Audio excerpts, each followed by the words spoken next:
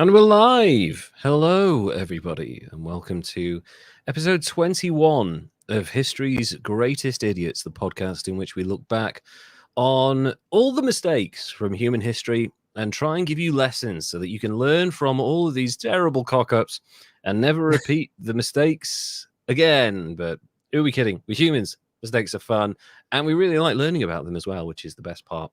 Joining me as ever is my awesome, amazing co-host Derek. Derek, how are you doing, my man? I'm good. How are you? I'm good. I've been busy. We've had a busy ass week. I had a business trip down in the south of England, and when I got back, my house had new windows, which was really cool. We now have triple glazed windows, so it's much cooler in the much warmer in the winter and cooler in the summer and all of that. But also, it's quieter because we live by a kind of a 20-mile-an-hour road that nobody does 20 miles an hour along. So we have people doing like 40 miles an hour at 1 o'clock in the morning, and it was getting to the point where we weren't sleeping properly. So we've had new windows in as a part of the renovations that we're doing, and it's already making a huge difference. It feels warmer, it's quieter, and I'm just so happy. They look so good. I'm so pleased. I never thought I'd be this little thrilled. Things in life, you know. It is. I never thought I'd be this thrilled about windows. Welcome to 40. Welcome to my 40s. Yeah, windows excite me now. It's kind of amazing. So we've had kind of an interesting week at both sides of the Atlantic. You guys are settling in. Everything's okay over there, I assume. For now. that's going into Christmas, I think people it kind of starts to get a bit crazy. You guys have a lot happening around about that time of year. Like you got Thanksgiving, and then you've got like Black Friday, and Christmas period as well. And we don't have Thanksgiving, and we do have Black Friday, but I don't think it's going to be so intense this year, obviously with the whole COVID thing still lingering around. But also like Christmas, I feel like, again, it's going to be somewhat subdued, but yeah, it's going to be really interesting to see how that pans out for you guys. Have you got any plans for the Christmas period at all? I really don't. I know we're kind of pulling back right Thanksgiving this year. And I'm not sure. We might do something with her family. Sure. Yeah. The smaller one for Christmas. Right. I don't know. It's still not time, I don't think, to be in big groups. And you guys just have a spike going on over there, don't you? Well, I don't think we've ever really been down from any specific period of COVID. We've always had lingering background cases, but yeah, there's a spike here, a spike in the Netherlands as well, which is going to a partial lockdown. So yeah, people are still a bit Netherlands. Yes. Hi to the new Netherlands listeners. Yeah. And, shout out. Sorry, go on.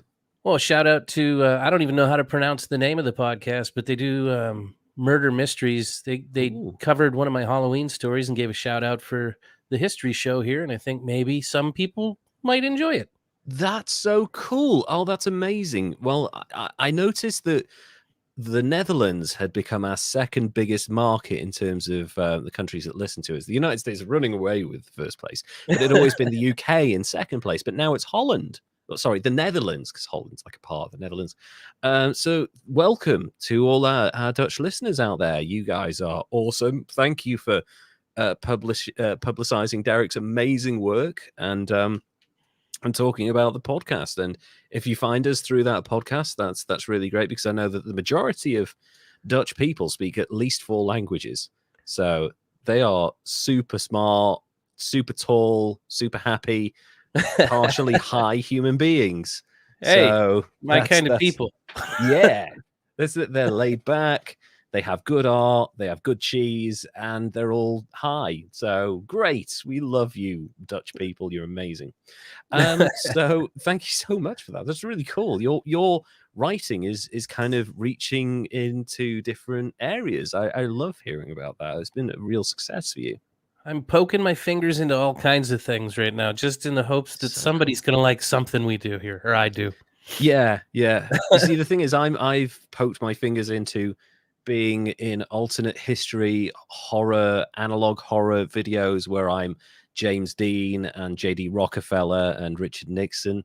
But yeah, it's kind of interesting when you branch out from the thing that you put the majority of your focus on. When you find success there, it's always like you feel like, oh man, I'm a Renaissance man. I'm one of those people now. I can do everything. That's what I'm screaming. So yeah, it's I'm really pleased for you, man, because you put in so much hard work and effort, and it's good to see it rewarded in ways like that. So congratulations.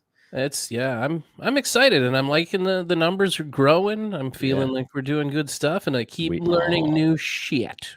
We do. We're still learning in our 40s, isn't it incredible? I think that's important. Yeah, I think it is important to continuously learn, but I'm a little worried that I'll learn so much eventually I'll forget how to drive or speak English or something like that, because my brain has a capacity and I feel like it's pretty much there already, despite the limited amount of knowledge I have. So, Derek, can you tell us about your idiot this week, please, if you don't mind? Well, like we were talking about, the holidays are coming up, and we're like a week or so away from Thanksgiving here in the States, and I figured maybe I could find somebody to tie into the holiday. I like staying relevant and whatnot. Yeah, so that works. In the Thanksgiving the Thanksgiving in spirit is an awesome holiday that, you know, we gather as family and we're thankful and we share with one another. But there's a dark side of it that, you know, we really don't get into. Yes, absolutely there is. Growing up, I was taught about the beautiful idea of the European settlers having a rough time and the Indians coming to their rescue, or Native Americans, as I guess I should say it. And that's kind of where the tradition I was taught came from. But what they didn't bother to mention early on in my growing up was that nearly 100 million Native Americans died through slaughter and disease and stuff directly as a result of the European settlers from 1461 to 1890, and then one skirmish in the 1918, I think. But I guess the last real battle was Battle of Wounded Knee, or the Wounded Knee Massacre, depending on which side of the story you're telling, I guess. Yeah. Let's see.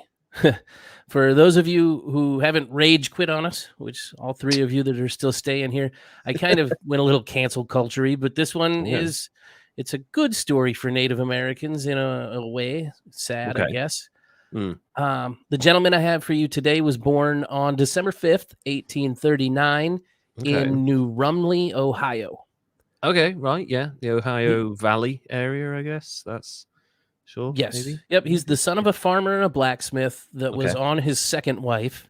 So he had 2 younger brothers, 2 younger sisters, and 3 older half siblings. Wow, it's a big family. Right. His father was an outspoken Jacksonian Democrat, and that he taught to his children, along with to be real tough from an early age, which might have had something to do with who he became later in life. Okay. Now, the half-siblings come into play here because even though he was born in Ohio, he spent a great deal of his life living with his half-sister and brother-in-law in Monroe, Michigan, where he was able to actually attend school from a young age. Wow. Okay. Following his early education, he moved back to Ohio, where he graduated from McNeely Normal School in Hopedale, Ohio in 1856, and he became a teacher. So he's starting off life right, pretty normal, going to school, getting educated, giving back. Good job for the time if you're well educated and you can provide an education to other people at that time in that part of the world, then great. Immediately you've gone up in my estimation. So that's good. But he wasn't a teacher for very long, because on July 1st, 1857, he gave up his teaching career and entered the U.S. Military Academy at West Point. Oh, wow. West Point, a very prestigious military academy. Blimey. That's the military academy, really. It is. But so it should be mentioned that as a kid, him and his brothers liked to play some epic pranks. And from a young age, he acquired a lifelong love of being a practical joker that he cool. carried on with him to West Point. Okay. So like a and it 19th said- century jackass type situation. Exactly. Yeah, he's Johnny Knoxville of West Point in the 1860s or 50s, 60s, somewhere in there. Damn it. Yeah. around about that time. It said that he spent more time actually pulling pranks than he did studying, and it could be true because during his time at West Point, he managed to accrue an astonishing 726 demerits, which is one of the worst conduct records in the history of the academy. So That's terrible.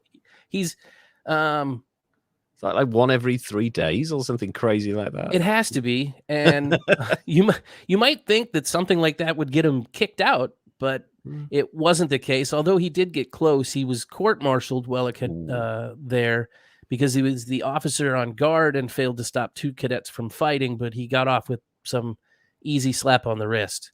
Okay, well, yeah, I mean, obviously, court-martialing is a very serious thing in the military, and that's the kind of thing that lands you in prison for a fair old while if it goes wrong. But failing to break up a fight, it's like, well, that probably would have been a reasonably common thing in the military at the time because they were trying to make people tough, and so maybe there would have been like the whole trial by combat thought going on there. So I can kind of I'll give him somewhat of a pass for that. Right. But yeah, that's getting close to court-martialing is not a great start to your military career, really. With all those demerits and then the court-martial, you'd kind of think that when he did graduate, he'd get like some sort of nothing post. Yeah. Did I mention he graduated the absolute last of his class? Because that's usually a point of pride for a lot of people. Like, I graduated magna cum laude or top of my class at blah blah blah. He was dead last. And he said that there's the 2 types of people that come out of there. It's the head and the boot, and he's fine with being the boot. Okay, well, good for him. He took it on the chin. Yeah. With the outbreak of the American Civil War in 1861, they accelerated it, and he graduated June 24th, 1861, and was commissioned as a second lieutenant, assigned to the 2nd U.S. Cavalry, tasked with drilling the volunteers and drumming up soldiers in Washington, D.C. Okay, yeah. He actually saw his first action at the first battle of Bull Run, and it was May of 1862 that he started to make a name for himself while in pursuit of Confederate General Joseph Johnson. He had overheard the general he was attached to, General George McClellan, mutter something about wanting to know how deep the river was that he had to cross. So he immediately responded and hauled ass off on his horse to the middle of the river, where he turned around and exclaimed, "McClellan, this is how deep it is, General." So he's fucking batshit crazy, right?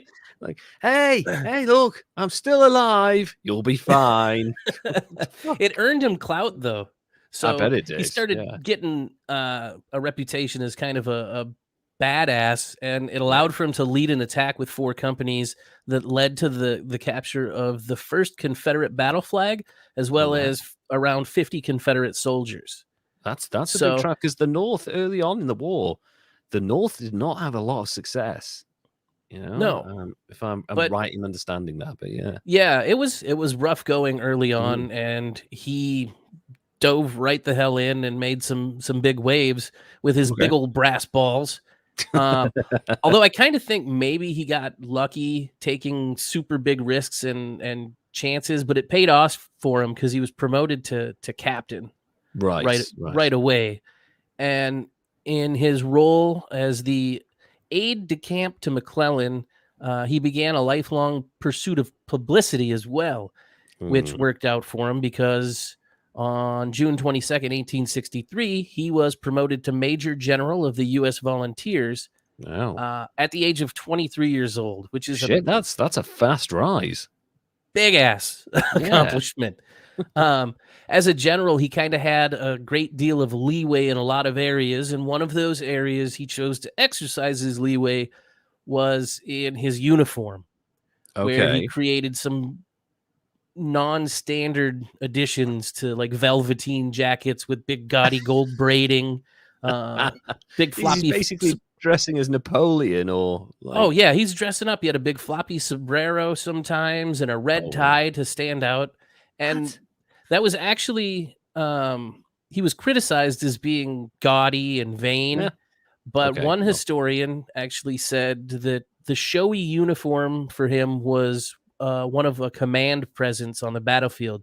So he wanted to be readily distinguishable at first glance from all of his okay. soldiers, and he intended to lead from the front.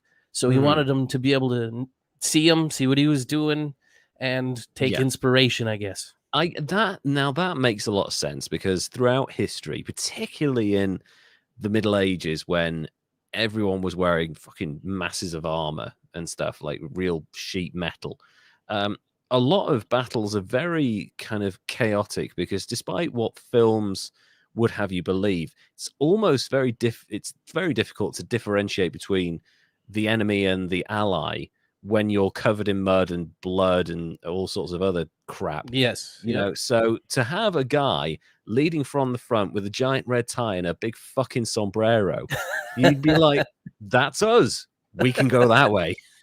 Right. It might be completely useless to him in terms of like balance or his ability to see properly, but yeah, the guy in the Well, sombrero, he's on our side. Let's follow him. he You know, was fair skinned, so it did help prevent sunburn as well. there you go. Okay, he's So a there was ginger. a function, I Yeah, guess. yeah, okay. Yeah. Regardless of his reasons for being so showy, he did. He is said to have more photographs taken of him than any other officer in the army ever, Wow. and he was known to scent his long golden locks with cinnamon oils, which, Oh, I think can tell quite the you that dandy. it's a little bit about vanity at that point. Yeah, at Maybe. that point, you're like, okay, you can't argue the practicality of putting gum in your hair. You know, it's like fuck off, dude. Like, this is war. You're just lucky to not have someone else's guts in your hair at this point. So, yeah. Yep. All right. Yeah, that's So vanity. he's this young hotshot officer on the Sure. fast track, smelling nice, looking good, and he's making this name for himself in the Civil War. Okay. He becomes known as the boy general, Okay. and he Right. distinguishes himself on numerous occasions, including the Battle of Gettysburg, Battle of Wow. Yeah. Yellow Tavern, the Third Battle of Winchester, and all of that led to a rise to division command and a Wow. promotion to major general before he turned 25. Geez, So this guy, he's clearly doing something right or an amazing kiss ass because he's had a meteoric rise from last in his class to major general. That's kind of he's amazing. he's both of those things. He is Yeah. politicking. He Yeah. does the things to get himself noticed, associates himself with the right people, but Sure. he's also pretty tactically brilliant. Okay. Good. If you don't think maybe he's just hardcore and lucky. Sure. Right. Yeah.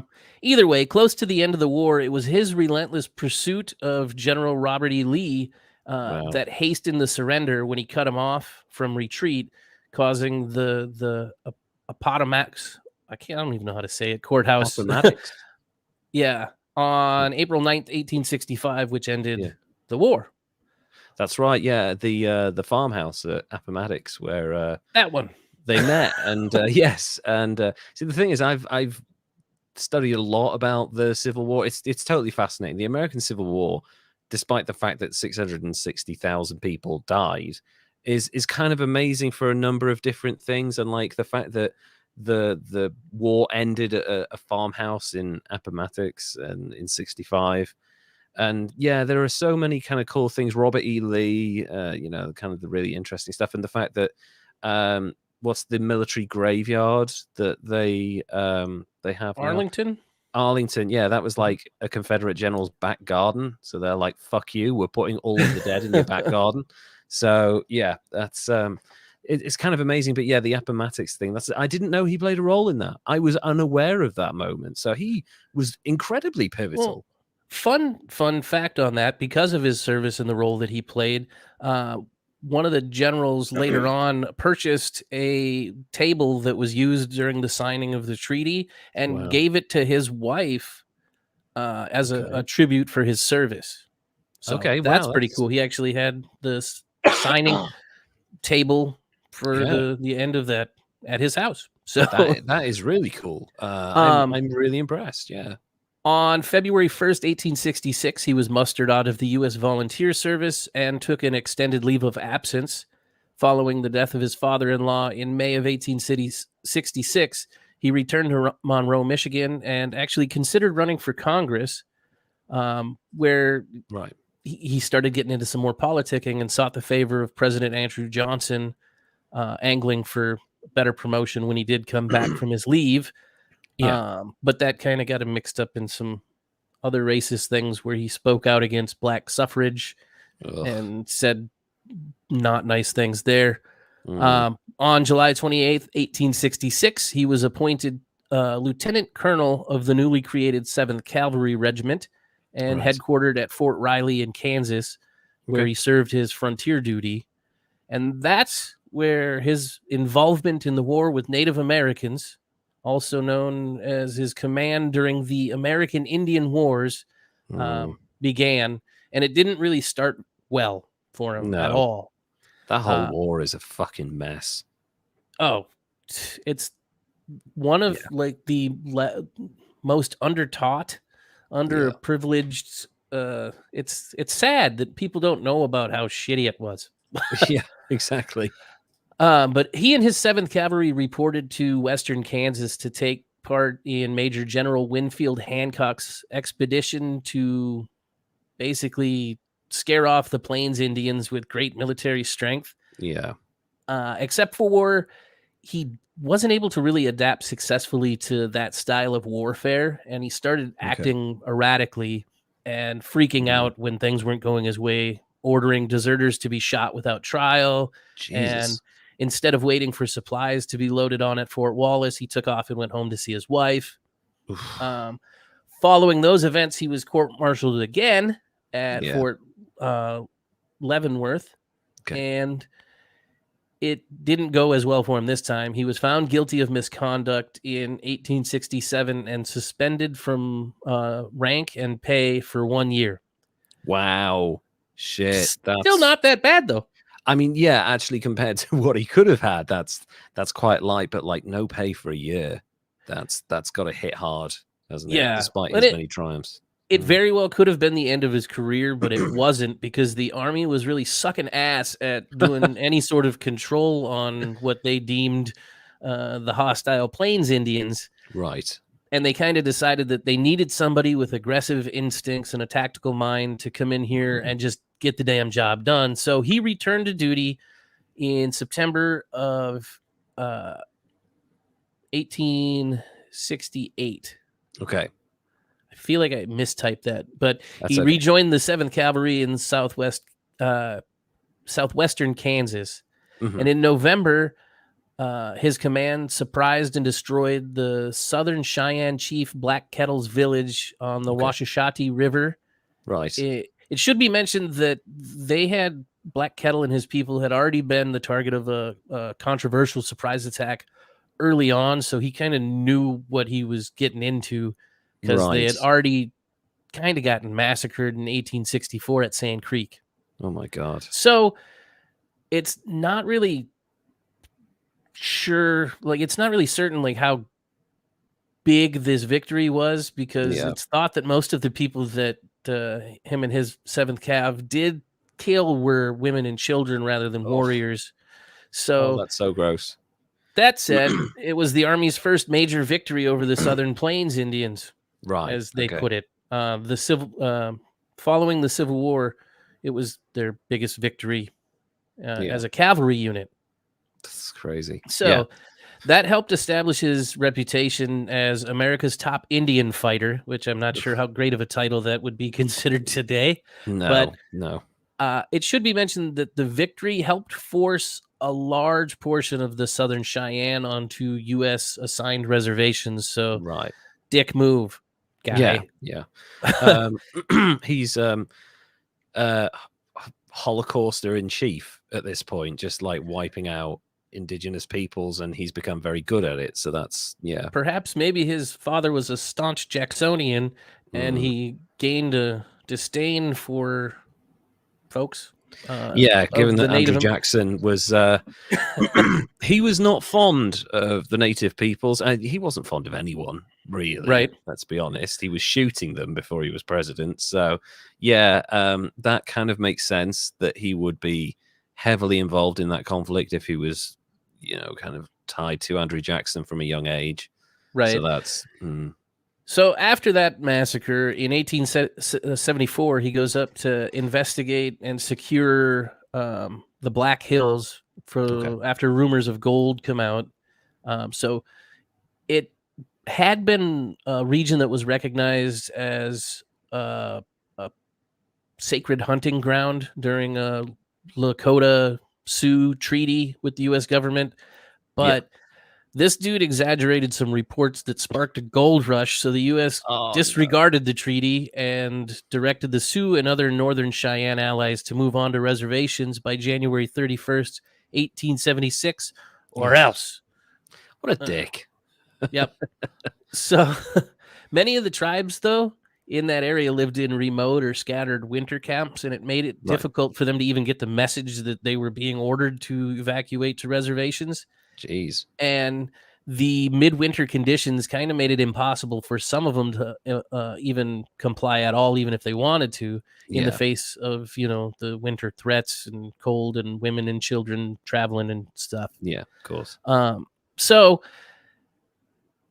that kind of got them riled up, and they started joining up with this charismatic Sioux leader named Sitting Bull, who advocated for the resistance of the U.S. expansion and inspired his people with impressive religious visions.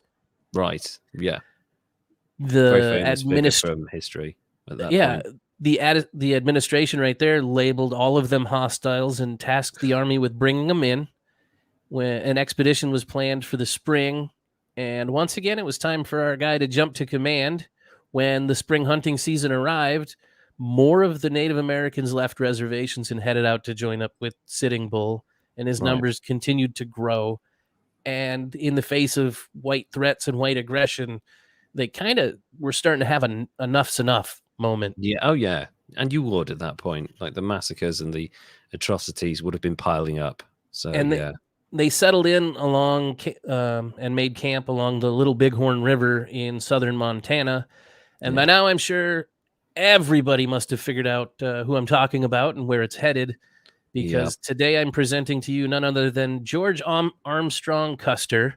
Yeah. And this last bit right here that I'm going to say is pretty much straight out of the Encyclopedia Britannica, because they summarized it better than I think I could have. So here goes nothing at reading. On June 22nd, 1876, Custer and the 7th Cavalry set out to follow Sitting Bull's trail, which led them to the Little Bighorn Valley. Custer was expecting to find and strike out the Sioux and the Cheyenne from the south and drive them back into a smaller blockading force further upstream along the Little Bighorn River. But the problem was, on the morning of June 25th, Custer's scouts located Sitting Bull's village, and while they were making their moves, he was spotted by some of the Native American scouts that were out hunting, and it forced him to make a decision. Wait for the backup, go on as planned, or do what he did and, just drive headlong into battle. Yeah. He split his contingency of 400 men or 800 men into three different groups. Sent in the first wave to attack from the south. He was going to lead a charge, or he had another person lead a charge from the north, but the people that had charged from the south retreated, and that's because they ran into over 2,000 Sioux warriors that were enough's enough defending women and children and fighting for their lives. Yeah. And everybody knows it didn't go well. No, it did not. The battle lasted nearly 2 hours, and the natives cut off the 210 soldiers that followed Custer and killed everyone. Yeah, it was a complete demolition, as I remember, because as part of my degree, one of my minors was American Studies, and we studied this particular point in history quite heavily, and Custer's Last Stand and the myths that have been built up around it ever since then. It's Yeah. Well, he was killed along with everybody else. He was found mutilated, although they covered that up for a while. Mainly because the Native Americans at the time believed the mutilated bodies would be doomed to wander the earth forever. So, yeah, little fu to them at the same time. We beat yeah. you, They would have known who it was as well. Like that was revenge, right? really, wasn't it? Yeah. So there you go, General George Armstrong Custer. How's that for tying it in with the season? I don't know. That's about as good as it gets. Custer's, yeah. Custer's a kind of an amazing figure. I mean, there were so many kind of amazing people that came out of the American Civil War, characters, I mean, that kind of rose to prominence based on their ingenuity or their kind of cunning or guile or genius or recklessness even. I mean, one of my favorites was Stonewall Jackson, who was super successful and also had a kind of a random, I think, like one of the things that made me think, oh, this guy's all right, was like a horse was being whipped by one of his men, and he started whipping the guy and like looked after the horse and stuff. And you hear all these stories. Custer, as I remember, and I'm probably wrong in some aspects, but as far as I can remember, is quite the prick to the Native Americans. Yeah, I don't think I'm off base in saying that. Like, even at the time, he was kind of a dick. He was vindictive about stuff almost. Yeah, quite bitter, quite vindictive. The mythology that was presented around Custer's last stand, that he's fight to the last man, being encircled by native tribes and fighting off and all this.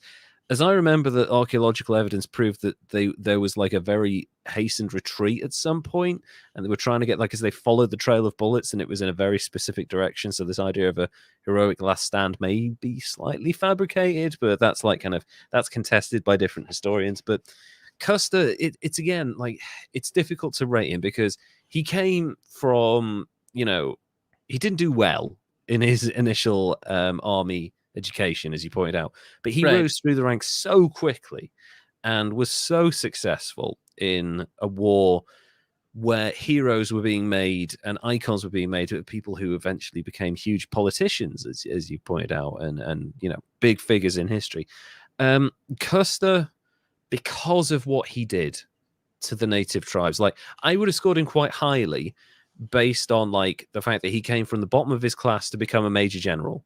If that had been the end of his career, then I would have been like, oh, this guy's not too bad. Okay, he's military man. He's probably killed a lot of people. There's that aspect. But the stuff he did in the Indian Wars, sorry. That's all right. I have to score him quite highly because he was part of a time in history where genocide was just normal. Just weird. do it sort of attitude to wiping out native peoples. And that, I know people will argue, oh, it's revisionist. It's not revisionist. Hundreds of thousands, millions of people were killed and wiped out. And that's never okay, no matter how you spin it. So. It's actually estimated from the arrival of European settlers in 1461 to that last battle in 1890, it was like 160 million Native Americans were wiped off, or 1/3 of their total population prior to anybody showing up. That is insane. That is an astronomical number of people. So for that alone, for him being something of a figurehead in the decimation of an entire indigenous population, I have to give him a 92. Oh, right. Yeah. Custer is, I mean, he's gross. There's no two ways about it. That kind of mission, whether you're an army guy or not, like, you've got to question some stuff at a certain point, Well, and he was kind of a dick beforehand and a slacker, and just was like, I'm going to do what I want to do, and that's just how it's going to be. And that's why he was the bottom of his class. Yeah, he was, like you say, a prankster, but also a bit of a prick from the start. So it's kind of, it's so weird that sometimes you find people in history who have somehow risen to the top despite, failing quite a lot. And this guy is a classic example of failing upwards. Although, he did have successes in the Civil War, He did. he shouldn't have been able to get to that point because he was fucking up so often and nearly court-martialed. But it's so weird, and it's such a mixed thing. But anyway, just based on the terrible things he did in the Indian Wars or the Native Wars, whatever they were called, he has to get a 92 because that's just horrible, the stuff he did. So yeah, I'll take that and agree with that. Yeah. Also kind of part of, I guess, of culture at that time that was just sort of accepting that we're going to wipe out these people because we believe this.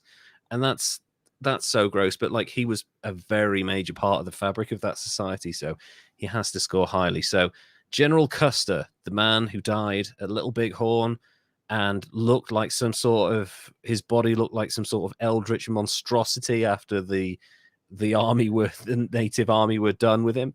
Definitely gets the 92 because he is one of American history's not so great figures, despite him being venerated after his death.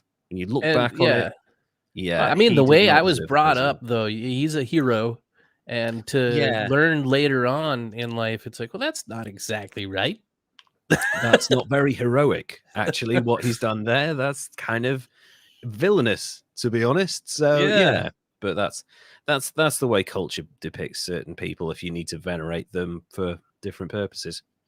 Anyway, on to from one person who started out as a hero historically, but then people realized was actually quite the villain, to someone who's never been viewed as a hero in his field or kind of by the general public, and rightly so for the most part.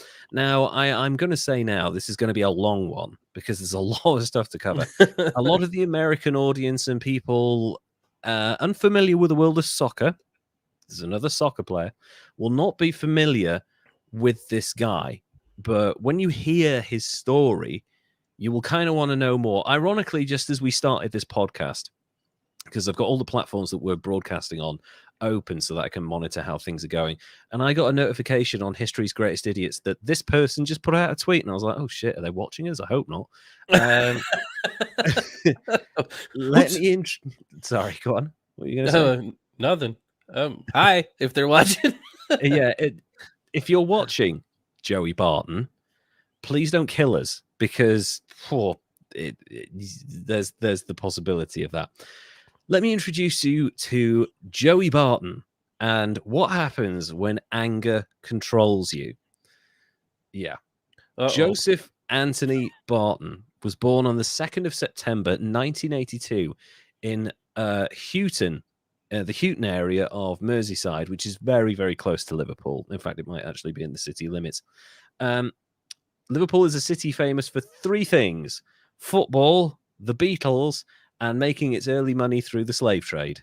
Yep. So, yeah. Hell of a history. Hell of a history, yeah. You go to Liverpool and you're like, wow, these buildings are neoclassic gems. Like all this history and where the docks are incredible. Where's this money come from? The slave trade. That's where it came from. That and Bristol were like slave trade hubs at the time, and all of the beautiful architecture you see in cities like that, it's all tainted by that horrible, horrible moment in history. By 1982, Liverpool and Merseyside in general were at the mercy of Margaret Thatcher's government and were essentially abandoned by the Tory government for the better part of 2 decades. They did not like the fact that it was a working class area that always voted for Labour and socialist candidates in general. So they were like, fuck it, we're going to let it go to rack and ruin. We're going to abandon the place. And sure enough, they did. And Joey Barton, the oldest of 4 brothers, grew up in a tough town in very tough times, because they really were. The 1980s in like Liverpool, pretty much anywhere that wasn't London, really, under Margaret Thatcher, was kind of left high and dry. London and the home counties, and that they got all of the investment, all of the financial investment, all of the new buildings, all the new stuff, and like places like Birmingham, Liverpool, Newcastle, the Northeast Wales, Scotland, Northern Ireland were just fucking left to fend They're for just like, themselves. fuck off. Yeah, you guys can look after yourselves. We're going to look after our mates in the city. Yeah. And his parents, so growing up, his parents had a very rocky relationship, and his upbringing was pretty chaotic, as you would expect from 1980s the UK when we were in an economic depression. He was one time when he was out for a walk as a precocious 3-year-old, he was bitten by an Alsatian. Barton, I know this is where things start for Joey Barton.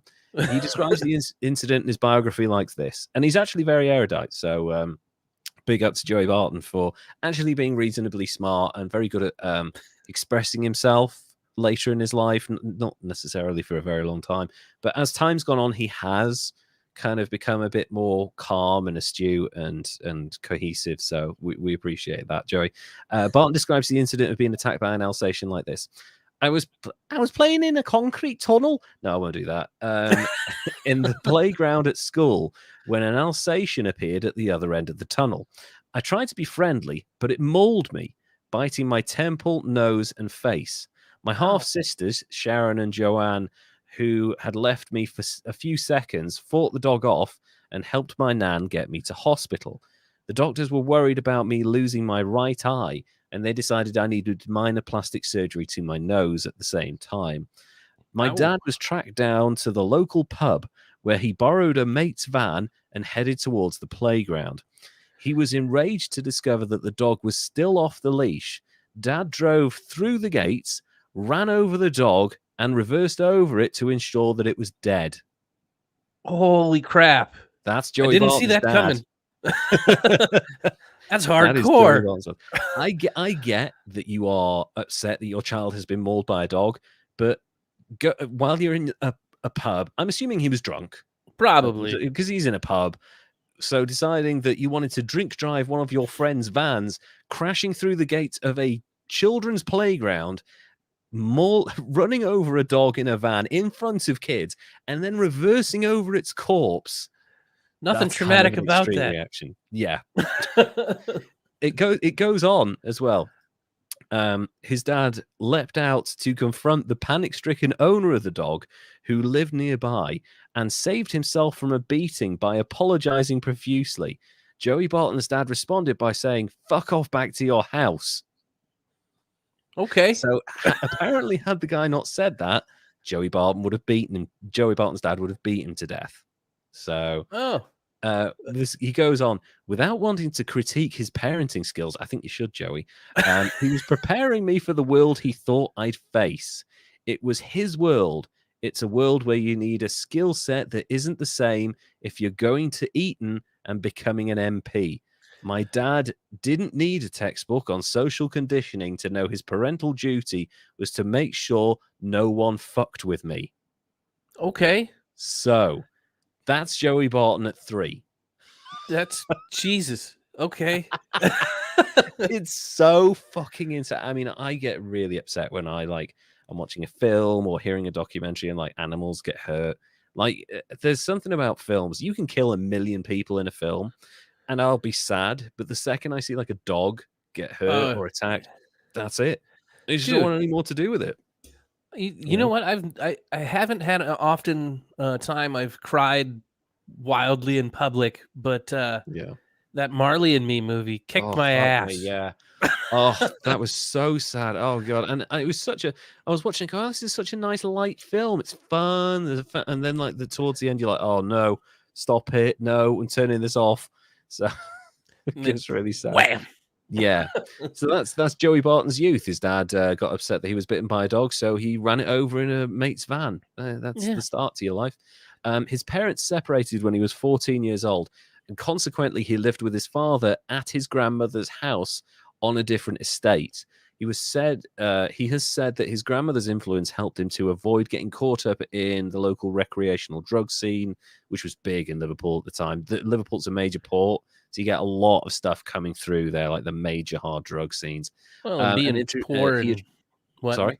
I said, and then being the poor area of town too. Yeah, it's always flooded with drugs in that part at that time. It's really sad.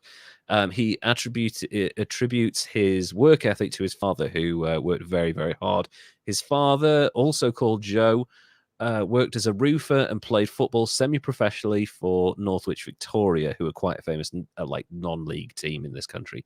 Barton enjoyed physical education at his school, St Thomas Becket School, which he represented in various sports, and was a talented rugby league prospect, and kind of starting to see why he was violent.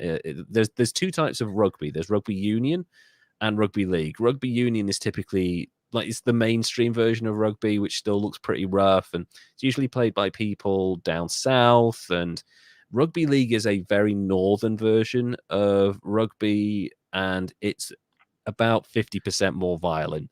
Is that the one where they play with like brass knuckles and spikes in their shoes?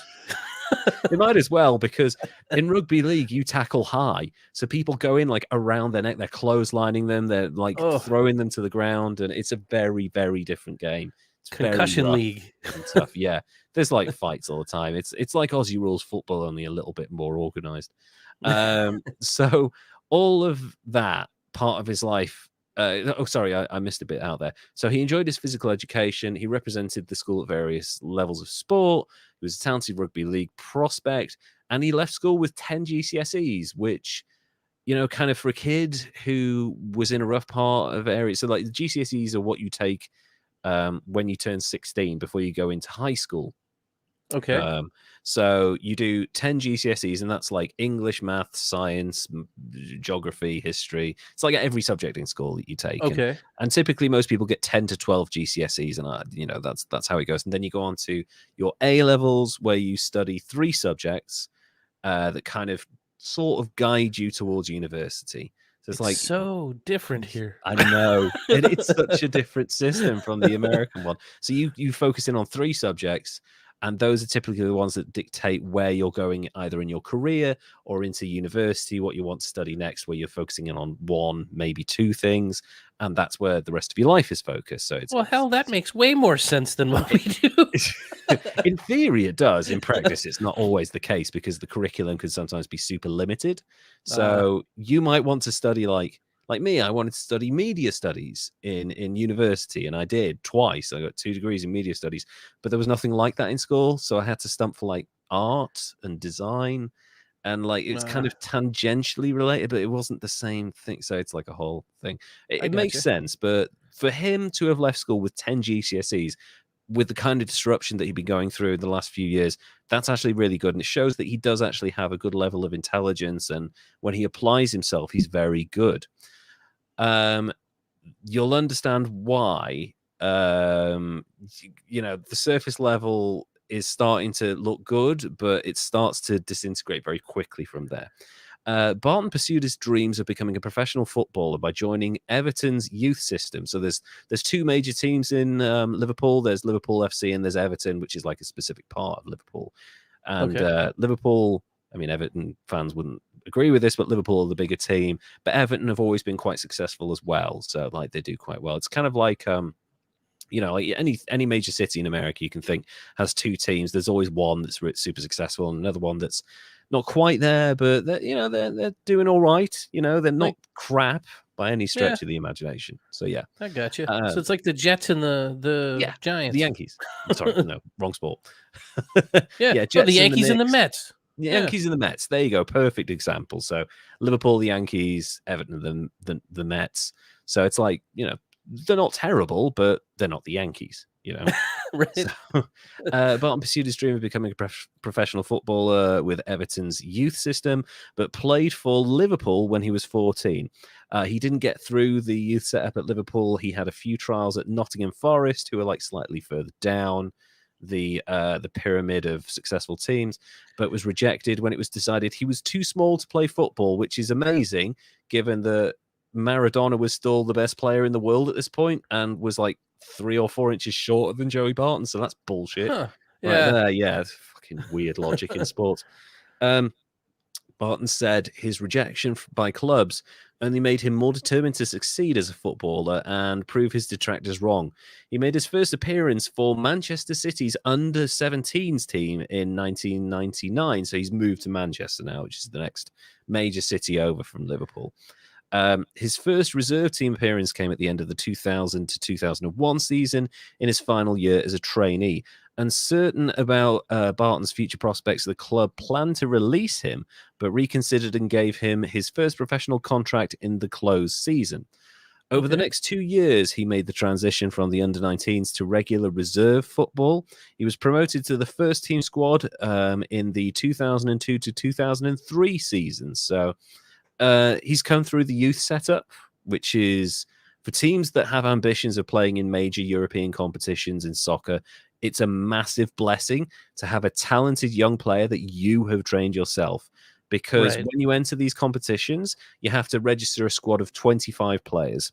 And a certain percentage, a certain number of that squad, I think it's 4 have to be trained at the club between the ages of 17 and 21, and 8 have to be English. So, or from the nation that your club is from. So if you're from Holland, they have to be from eight Dutch players, sort of thing. So to have a talented young English player who is not only English, but also trained at the club is super, super rare. And it's why English players over in this country are way more expensive than foreign players, because they have a number of advantages over kind of foreign counterparts for that very reason.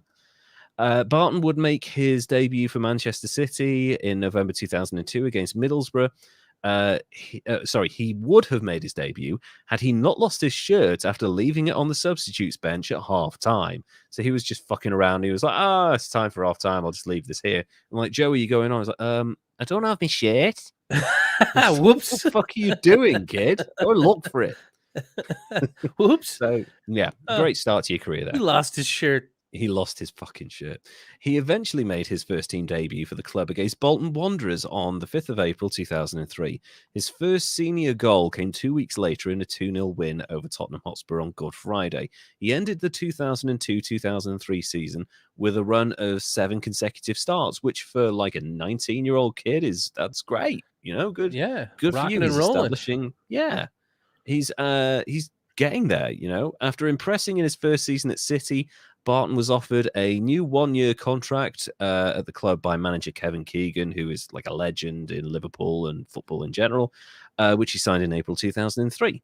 He featured in the first team more regularly during the 2003-2004 season, and following a second Premiership goal, was rewarded with a call-up to the England under-21 squad for their 2004 European Championship qualifiers against Macedonia and Portugal. So Joey Barton, it should be noted, he was never really like a top-tier talent. He was like, he only ever got 1 full England cap, and he came through in a generation where there were like legendary players like Frank Lampard and Paul Scholes and Steven Gerrard, who would get like 80, 90, 100 caps, each. But he was he was small, so he was hard to get off the ball. He was industrious, and he had like a lot of stamina. He was full of enthusiasm. He always chased people down and fought for the ball. And he had a really good engine, really good drive. So he was very useful if you needed someone in your team who's going to do the dirty work and the heavy lifting. So you can have all of these flary, creative foreigners, and then this one little psychopath in the middle of the park. Soccer has goons like hockey.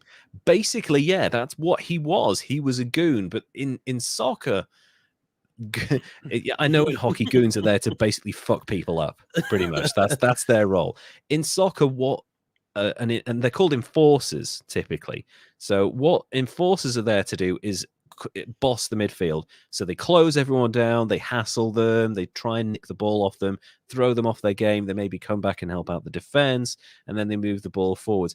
That's not the kind of thing that like a Brazilian winger can do, because they're smaller and they're not as big, muscular, or anything like that. They're usually quite quick and very skillful. But Joey Barton was small, but he was also like rough and tough and, quite strong and physical. And that was his game. The point is, with an enforcer, they're not supposed to get sent off all the fucking time, because when you do that, you miss that. Your teams miss their enforcer. If you build a team around a defensive midfielder who's super scrappy but not that cultured, when they disappear, the team falls apart. And this is where Joey Barton runs into a few problems.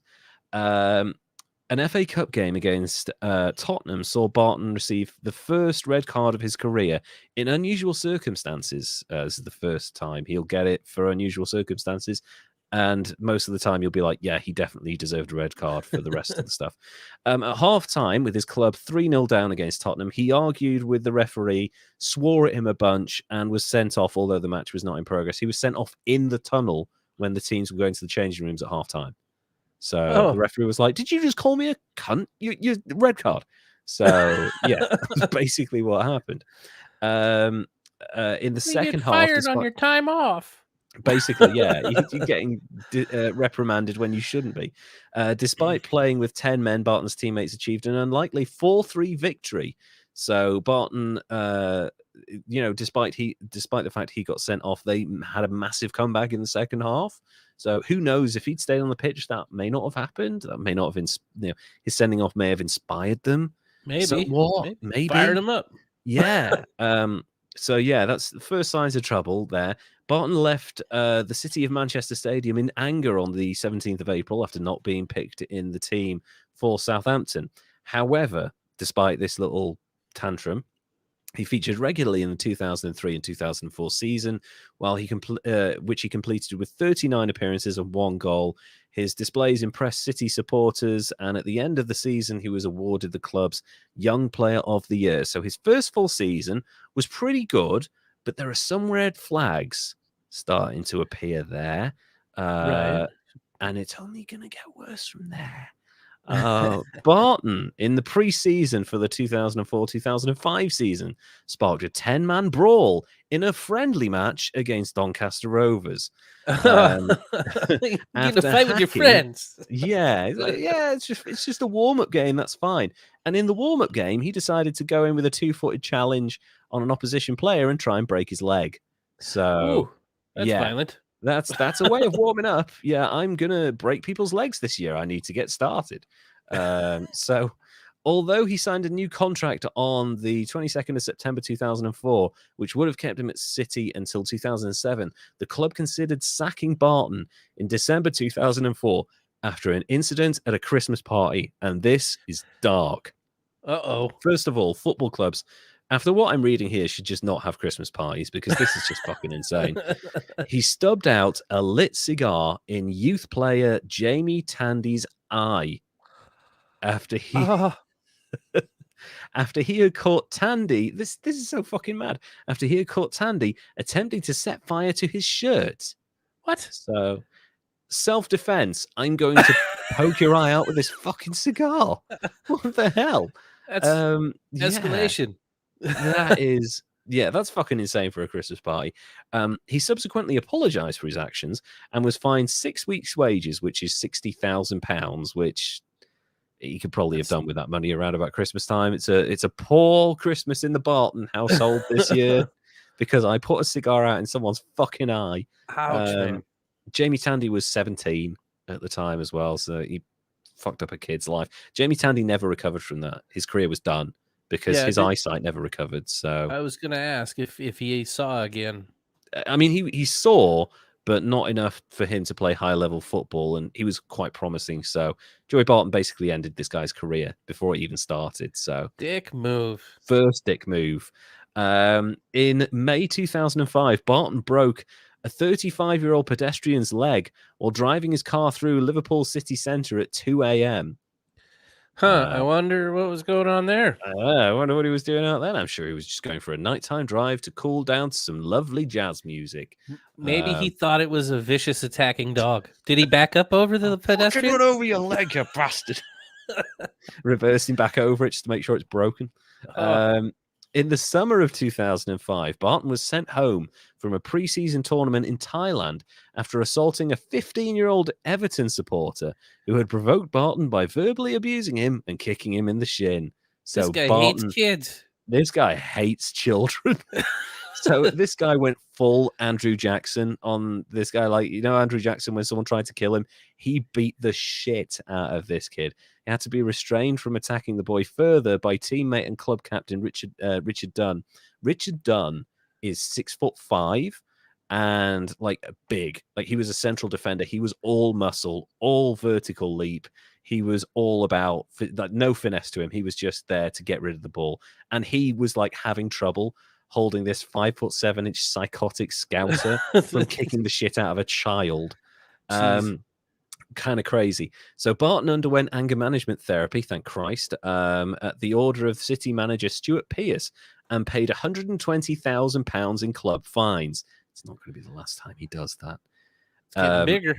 It's getting worse. In the autumn of 2005, Barton began a 7-day program of behavior management at the Sporting Chance Clinic, a charity set up to help troubled sportsmen and women, which is actually, they do really good work. And despite what you're about to read, it has on occasion worked for Joey Barton, just not as well as it should have done. Just a reminder as well, Joey Barton is 22 at this point, and he's already ruined someone's career / life, beaten up a bunch of children, run over someone in his car, fucking up his teammates, other players, sparking 10-man brawls. He's 22. It's a hell of a start. It's a hell of a start. Barton handed in a written transfer request in January 2006, which the club rejected. The following day, they also rejected a verbal offer from Barton from Middlesbrough, with Stuart Pearce stating that a deal could still be made to keep him at the club. During the following week, Barton said that he had been a little impetuous in making such a request and agreed to begin negotiations on a new contract. He was rewarded with a new 4-year deal, which he signed on the 25th of July, ending speculation about his future. He was earning £80,000 a week. So, holy man, about $125,000 a week at that point. This is after all that shit. They're like, oh, you naughty boy, here's a new contract. Well, they had to pay him more so he could afford the fines. Yeah, like, I can't keep on getting fined unless you raise my wages. So, yeah, Barton's behavior appeared to improve after his participation at the Sporting Chance Clinic. However, on, well, that's silly. Yes, that is silly, JJ and DP. Welcome. However, on the 30th of September 2006, television cameras captured Barton exposing his arse to Everton fans following City's injury time equaliser in a match at Goodison Park. 43,000 people, and he's like, oh, I wonder if I can get away with this. Just pulls his pants down. There's cameras everywhere, you fucking idiot. I give props for that because that's hilarious. Yeah. And it's another one of those things where it's like, it's somewhat justified, not like this guy set fire to my shirt, I'm going to blind him with this cigar, justified. Barton had received abuse from Everton supporters throughout the match, and the gesture has since been described as light-hearted and inoffensive by people involved in football. People involved in football shouldn't be allowed to make judgments like that, because the Merseyside police looked into it because he exposed himself to kids, basically. Oh. I didn't think about that. There's children in the crowd. You can't show them your ass. They announced in October that they would not be taking any further action, although Joey Barton was fined £2,000 for bringing the game into disrepute and warned about his future conduct by the FA. So he was fined several minutes' wages for that. It's becoming another thing after another with him, isn't it? It's like the snowball is getting bigger at this point. Yeah, it's making soccer more interesting for me. Yeah, unfortunately, there are. I say unfortunately, there are less Joey Bartons now than there used to be because of the money and the way the game has evolved since then. But there are still people out there who are fucking mad in this game. I mean, we talked about Maradona, but Joey Barton so far is out insaning Diego Maradona, which is quite an achievement. A lot more violent, a lot less cocaine so far. Yeah, less cocaine, more kicking from Joey Barton. In November 2006, it just keeps on going. Barton was involved in a memorable goal celebration after scoring for Manchester City against Fulham. Striker Bernardo Corradi ran to the corner flag, followed by teammate Joey Barton. Corradi proceeded to remove the corner flag, just pulled it out of the ground like that, pretended that it was a sword, made Joey Barton get down on his knees and knighted him as if he was the king. So the thing is, that is the closest Joey Barton is ever getting to a knighthood. Because could you imagine if like he gets a knighthood in the next few years and the 95-year-old queen is there like very slowly knighting him because she's so old? Barton's dad might see that as like an affront and just run her over with his van. Watch out now. Watch out. The Queen's suddenly on guard for a white van driven by an insane scouser. Barton's agent, Willie McKay, said in January 2007 that if any team offered at least £5.5 million for Barton, it would trigger a release clause in his contract that would mean City would have to allow Barton to talk to the interested club. This reportedly prompted Everton manager David Moyes, who just months earlier seen this guy's arse, make an inquiry to City about Barton's availability. His dad mate's van, remember? Yeah, we remember the van, JJ. Holy shit. And the next day, Joey Barton said, "People are trying to unsettle me, but I'm happy to stay here. You might want to talk to your fucking agent about that." Apparently, he didn't get the memo. So, what the hell? And here we go with the really serious stuff. Barton was arrested on suspicion of assault and criminal damage after an alleged argument with a taxi driver in Liverpool while going to his hotel after a match on the 13th of March 2007. He was cleared of the charge in May 2008. It took a fucking long time to clear that shit. Yeah, a year to clear that. That should have been cut and dry, especially at a hotel in 2007. There would have been CCTV cameras everywhere. Well, it seems pretty on brand too. So I mean, it does. I can see why maybe it took long. They're like, it's Joey Barton. We should really carefully and consider this. Barton displayed his outspokenness once again on the 22nd of April 2007 when he publicly criticised Manchester City's performances during the 2006-07 season and described some of the players at the club that the club had signed as substandard. Following his comments, City manager Stuart Pearce banned him from speaking to the media. Barton was fined £100,000, so a week and a bit's worth of wages, and suspended by City until the end of the season, following an incident during training when he assaulted his teammate, Ousmane Dabo. You can't beat your teammates up. Yeah, again, although this guy was a full-grown man, so Joey Barton is stepping up. Like, he's no longer just beating up kids and running over people in his car. So there's that. He's kind of improving.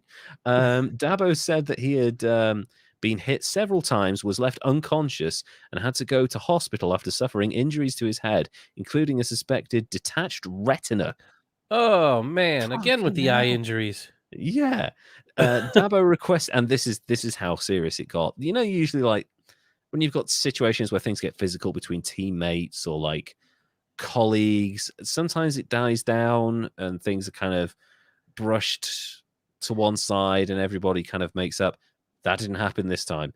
Dabo requested that the police press charges against Barton, and as a result, Barton was arrested and questioned by Greater Manchester Police about the altercation. It effectively ended his time at Man City. He later cited a relationship breakdown with Stuart Pearce as the main reason he left the club. Or maybe it was because you were constantly assaulting your teammates and calling them shit. It could maybe be. That's why. Yeah.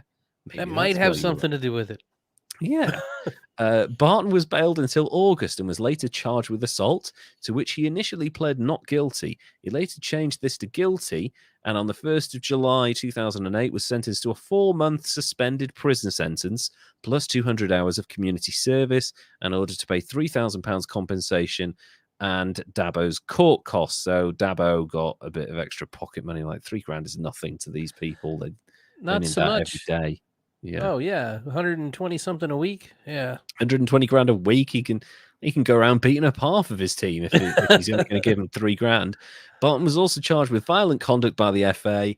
Barton pleaded guilty, and on the 1st of September 2008 was banned for 6 matches, with a further 6-match ban, suspended for 2 years, and fined 25 grand. Again, very little money. Following offers from Newcastle United and West Ham United, Barton joined Newcastle on the 14th of June 2007 for a fee of £5.8 million, which is kind of a bargain for a young British player, but it's Joey fucking Barton. So yeah, you don't know what you're going to get. Investment will pay off. He said that his desire to win trophies helped him make the decision, along with his admiration for the manager Sam Allardyce. That admiration will not last long, and he ain't winning shit at Newcastle. Anyone that knows anything about football knows that he's never going to win anything there. During his first Tyne-Wear derby for Newcastle against Sunderland, Barton appeared to raise his foot dangerously in a challenge with Sunderland's Dixon Etuhu, leading to the News of the World running with the headline, "Ban him." The FA were unable to charge Barton for the incident because match official Martin Atkinson had seen the act take place in the match and hadn't done anything about it. So, FIFA regulations dictate that a retrospective charge for violent conduct can be made only if the match official did not notice the incident. Barton later apologized for the challenge, so he knew he'd fucked up and gotten away with it, basically. In early December, he called for Newcastle fans to give the team more time after their abuse of manager Sam Allardyce. They were failing miserably at this point, calling them vicious. He later played this down, saying that his comments had been misrepresented. I mean, you said vicious. I don't really know how that could be misrepresented. Maybe he was talking about Sid. They just took it out of context. Talking about the bassist. He's like, God, those Newcastle fans, they're so angry. Also, have you guys heard of this Sid Vicious guy? He was a good bassist. No. That had to be what it was. Yeah, of course. On the 27th of December 2007, Barton was arrested on suspicion of assault in Church Street, the Church Street area of Liverpool city centre, following an incident which took place at 5:30 a.m. What the fuck is he doing then? Early morning ass whipping. Rising. He's up at 5, and he's either going to early morning mass or he's been out on the booze too long. He was remanded in custody on the 28th of December. Merry Christmas to that family, since the offence was committed whilst he was on bail for 2 prior offences. The presiding magistrate said, I also have to consider the safety of the public. You lashed out indiscriminately. So basically they're saying this man who's earning 125 grand a week is a danger to society. Yeah, because he can just pay off the ass whoopings he lays out. Apparently so. CCTV showed Barton punching a man 20 times, causing him to lose consciousness and attacking a teenager. Hey, he's back on brand again. Breaking some of the teenager's teeth. Jesus Christ. Maybe he should have went after a career in MMA. He really should. Like, I mean, his size, with his violence, he could have done quite well. He would have been like Conor McGregor, only with a terrible Scouse accent. On the 20th of May 2008, he was sentenced to 6 months in jail after pleading guilty for his part in the December 2007 assault. Barton's cousin, Nadine Wilson, and his brother, Andrew Barton, also pleaded guilty to their part in the assaults and received suspended sentences. So it was just a group of Bartons running around the city, just beating people up. Damn, I didn't know they were doing it as a group. His dad behind them in the van going, you fucking get them. You fucking get them. There's a teenager, you can take him. Here's a cigarette. Yeah, here's a cigar. Go for the eyes. Barton admitted to being an alcoholic. I shouldn't have laughed at that. I'm sorry. And claimed he wanted to achieve total abstinence in order to improve his behavior. He served 74 days of his prison sentence before being released on the 28th of July 2008. And this is where I get to a really interesting part. There were rumors going around at the time. I remember this specifically that because he was in HMP Liverpool. So the city jail in Liverpool, which is notoriously, it's a fucking horrible prison. Like there are cockroaches and rats everywhere. It's falling apart. It's a Victorian hellhole. It's disgusting. Yeah. He was paying 2 massive inmates £50 a day each to be his bodyguards while he was in prison, because he's a tough guy on the pitch, but when he's in prison with legitimate killers, he needs to hire a security team because seems fair. Like I think people would gang up and try to extort him anyway. Oh yeah. Yeah, and actually that was probably a very smart move because, you know, like you say, extortion, but also like he's going to get hassled all fucking day and people will try and steal his shit. And yeah, so £50 a day or £100 a day, I guess, because it would have been for 2 of them. That's, I mean, he can easily afford that because he's still under contract at this point to Newcastle. He's still getting paid 100 grand a week by Newcastle or whatever it was. Barton's subsequent conviction, a 4-month suspended sentence for the earlier assault on Ousmane Dabo at Manchester City, was handed out while serving his sentence. So he served them concurrent, so they were served at the same time, sort of thing, instead of consecutively, which would have been a bit kind of intense.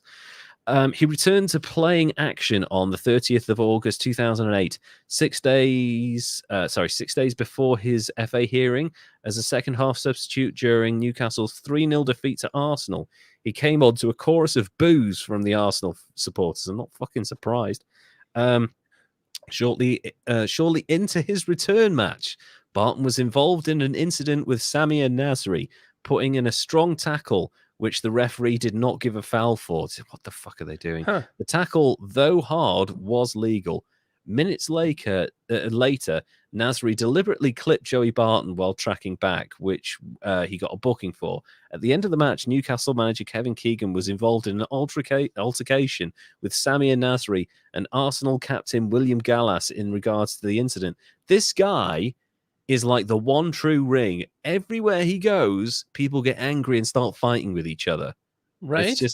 He inspires violence.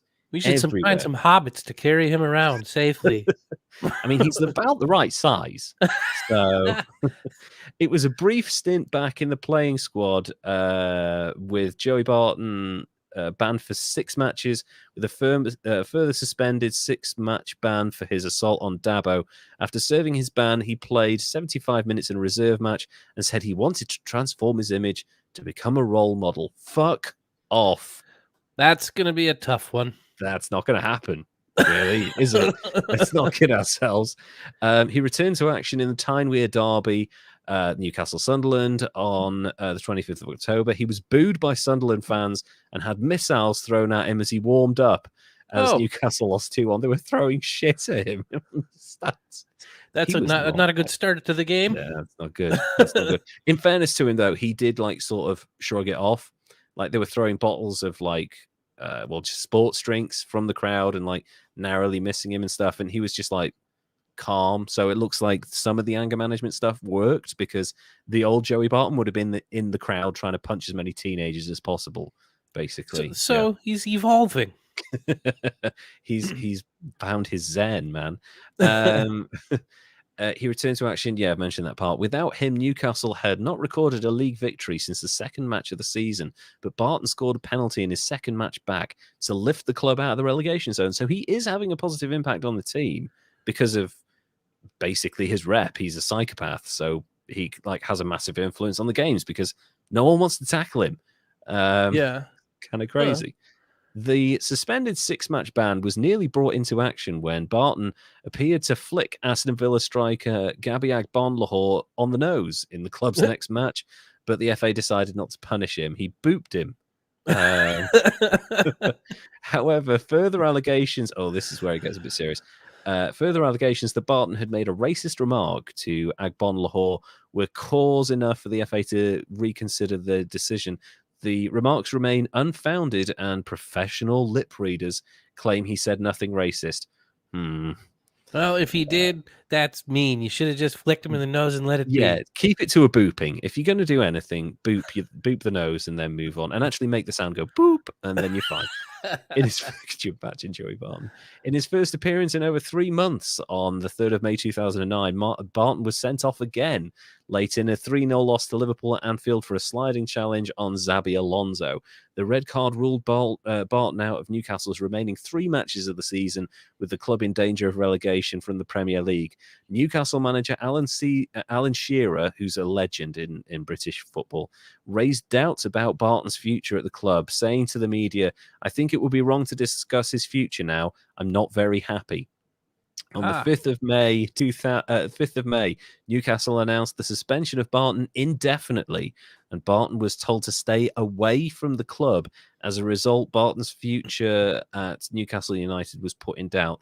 The club suspension was widely reported to have resulted not directly from the red card, but from a dressing room confrontation with Alan Shearer and assistant manager Ian Dowie following the match.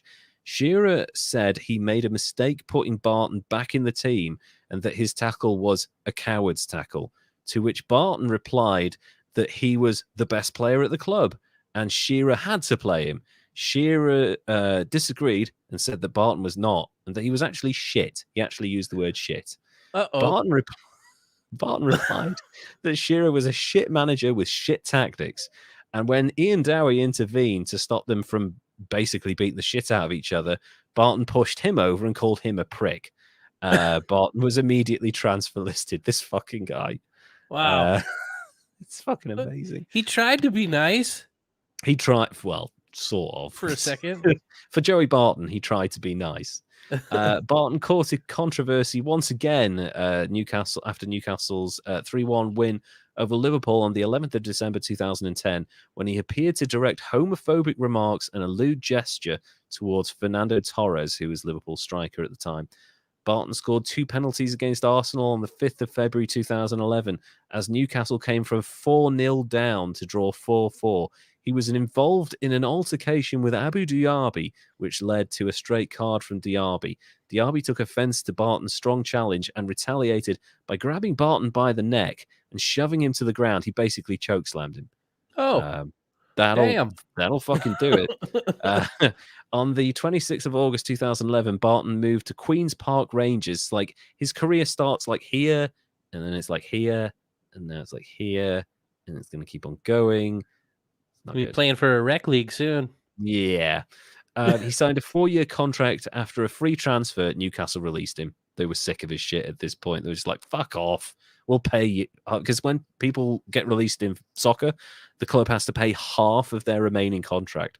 So let's say he's on 100 grand a year and he's got 3 years left on his contract. He's getting millions of pounds for that. And they were just like, we will eat that to get rid of this guy because he is just trouble. You got to be a hell of a bad dude for them to go, you know what? You're not worth millions of dollars. We'll pay to make you go away. We will swallow the loss and our shareholders will be pissed, but at least you won't be here. He moved to Queen's Park Rangers, signing a 4-year contract on a free transfer. He was handed the captain's armband by manager Neil Warnock on his debut with the club, which was a 0-0 draw against former club Liverpool. This guy was made captain after all of this shit. Was that guy high? Neil Warnock is a notorious lunatic, so yeah, possibly. Okay. On the 17th of September, he scored his first goal for QPR during a 3-0 win against Wolverhampton Wanderers. Following his goal, Barton was involved in a physical confrontation with Wolves player Carl Henry. Henry and Barton had a previous physical confrontation in August 2010 when Barton was still at Newcastle.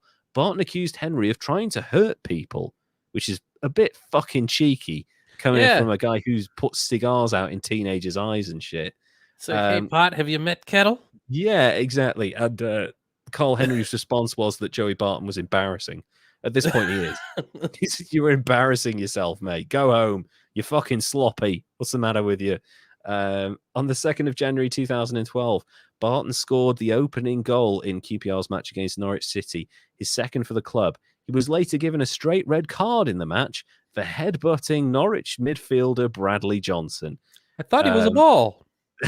He looked round and he had a funny American accent, so I thought I was in a film, so I just headbutted him. With QPR down to 10 men, they went on to lose the match 2-0, 2-1.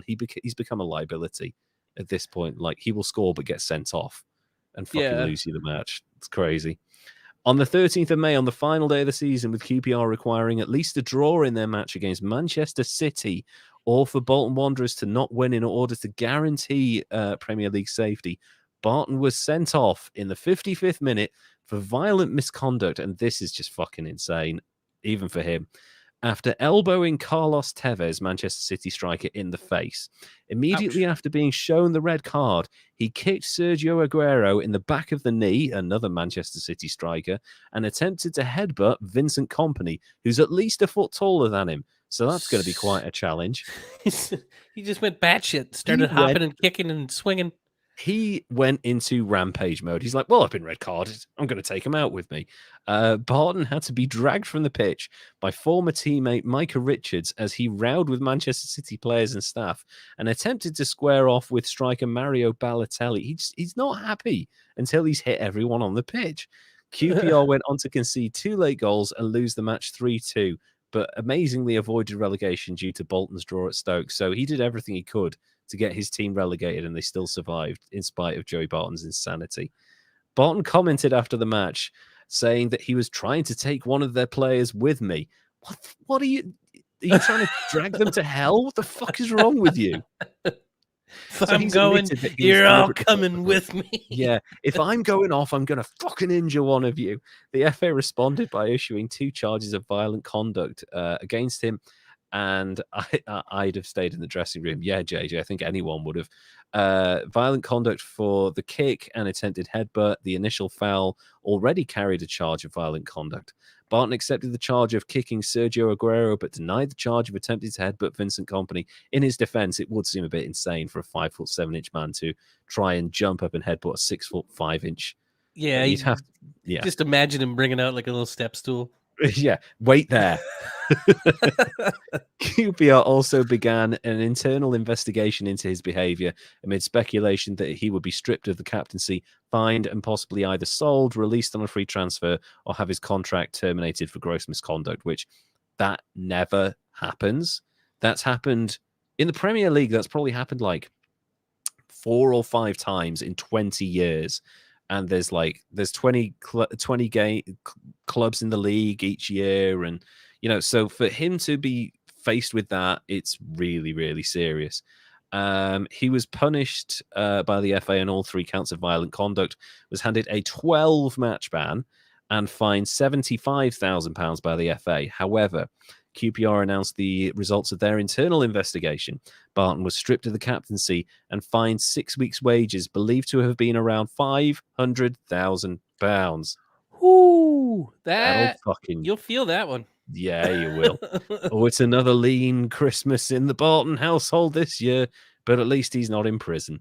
Barton was also removed from the club's pre-season tour of Asia, and in a statement, the club said that they had also reached an agreement with Barton that if he seriously breaches the club's disciplinary procedures again, the club reserves the right to terminate his contract. Barton responded by saying, "My behavior was wrong, and I accept the punishment that has been imposed upon me as a result." Now, that's good that he's finally accepted responsibility, but if you think about the stuff he's done on the pitch and off the pitch, if any other person, anyone other than a professional athlete, had done half of the things this guy had done, they would be looking at years, decades in prison. Oh, yeah. If it was at a bar and not on the field at a professional sporting event, you're going down. Absolutely, yeah. And he's already been to prison at this point, so kind of crazy. Barton completed a season loan move to Marseille to get him away from QPR, I assume. In September, the LFP confirmed that Barton's 12-match ban would follow him to France. Lovely. And restrict Barton to UEFA league games, which are European games against other teams that aren't in France. Barton told ESPN that he would not return to QPR after his loan spell was completed, and also said that he only joined the club for the money because his partner was expecting a child. Dick move. Okay. Honest, but dick move. Yeah. Jesus. On the 6th of May 2013, Barton was given a further 2-match suspended ban for describing Thiago Silva of Paris Saint-Germain as looking like an overweight ladyboy on Twitter. I'm sorry. Hell. That is terrible. Laurent Devanas, the president of the French Football Association Federation's National Council of Ethics, fuck me, that's a mouthful, said that Barton was punished only for making inappropriate remarks and escaped a more severe punishment because his lawyers proved his lack of homophobic intent by showing the committee Barton's appearance in the BBC 3 documentary on homophobia in football. Really? He got out of... He couldn't have meant it. He was in this documentary where he did a thing a while ago where he was like saying bad things is wrong, and then he said a bad thing, but it's not wrong because he didn't mean it in that wrong way. He was just being an arsehole because it's Joey Barton. And they're like, oh, okay, yeah, arsehole Joey Barton, right? Yeah, too much ban. Barton returned to QPR despite saying he wouldn't for the 2013-14 season. During a match in Burnley in October, a plastic bottle thrown from the stands hit Barton on the head. Amazingly, he kept his calm and just shrugged it off, even though he was bleeding. So, yeah. So he just doesn't care about bottles, it seems like. There you go. Fuck it. At least it's not a ban. He was sent off in QPR's 1-0 home defeat to Leicester in December 2013, receiving 2 yellow cards in quick succession for fouling and then throwing the ball in descent at Gary Taylor Fletcher's face. So he fouled him, picked up the ball, and threw it at his face. Wow. Fouled him and then threw a tantrum. He's so funny. We shouldn't be laughing because this is terrible. But Jesus Christ, man. On the February 21st, 2015, Joey Barton received the 9th red card of his career in the 32nd minute of a match against Hull City after swinging at Tom Huddleston, sorry, different person, not Loki. After swimming at Tom Huddleston's groin following a foul by Darnell Furlong. So someone fouled him and he decided to swing for someone else's cock and balls. What the fuck are you doing? Makes sense. Yeah, like, why not? You know, someone's fouled me. I'm frustrated. I'll just reach out and try and hit this man in the dick. There you go. Chris Ramsey suggested that Barton would miss the club's next 3 matches as a result, and would return to anger management therapy following the incident. In May 2015, Queen's Park Rangers announced the release of Barton in the summer. They've finally gotten rid of him. And here, this is like the end of Joey Barton's playing career, so we'll just go through it quite quickly. Burnley, on the 27th of August 2015, Barton joined Championship team Burnley, so he slid down further again. On a 1-year contract, he was named the Championship PFA Team of the Year. So he performed well and kept his nose clean. And as a result of that impressive season, people were like, maybe now at the age of 33, Joey Barton's over his shit. Maybe he's calmed down. Maybe we can get a good few years out of him before he has to retire. So Rangers up in Scotland signed him to a 2-year contract. In September 2016, Barton was suspended by Rangers for 3 weeks following a training ground argument with Andy Halliday that turned physical. Just kidding. Yeah, I was reformed. No, I'm not. On the 10th of November 2016, Barton had his contract terminated with Rangers with immediate effect. Basically, the clubs are not having any of his shit at this point. On the 2nd of January 2017, despite the threat of an FA ban, Barton rejoined Burnley, making his second debut for the club in a goalless draw with Sunderland in the FA Cup third round. On the 26th of April, Barton was banned from football for 18 months after admitting a charge, a Football Association charge, in relation to betting. Barton was released by Burnley on the 23rd of May 2017. On the 27th of July 2017, Barton had his ban reduced by almost 5 months on appeal. And that's his playing career done. So they're like, you're 34, you've just been banned for admitting betting. So he's an alcoholic and he's got a problem with betting. So there's, again, like, a lot of these issues I'm sure will be traced back to his childhood. But, like, I feel like I can relate to him a little bit.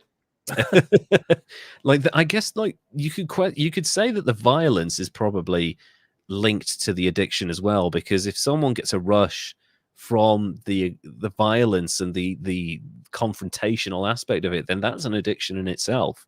So yeah, can be for sure. He definitely should have been an MMA fighter, to be honest. Now let's move to his managerial career, which is so much fun. It's very short, though. League One club Fleetwood Town, not Fleetwood Mac, announced in 2018 in April that Barton would take over as manager on the 2nd of June after the expiration of his ban. He retired from his playing career upon taking over. On the 13th of April 2019, following a 4-2 away defeat to Barnsley, South Yorkshire Police launched an investigation after Barton allegedly assaulted opposition manager Daniel Standel in the tunnel at the end of the game. Now he's not on the field, he's in management and he's fighting other managers. He's just going to punch anyone he can. Doesn't matter what he's doing. In July 2019, Barton was charged with causing actual bodily harm and bailed until the 9th of October 2019. He pleaded not guilty. 2 days later, he won the Manager of the Month award. What the fuck? Maybe he was holding them like by the shirt collar when they were voting. Yeah, and he's like, "Who's the Manager of the Month? Fucking give me that award." I don't understand football sometimes. This guy has literally just been bailed, and you're like, "Yeah, but he's won a few games, so come on." On the 6th of November 2019, Barton appeared at Sheffield Crown Court, pleading not guilty to a charge of assaulting. Occasioning actual bodily harm.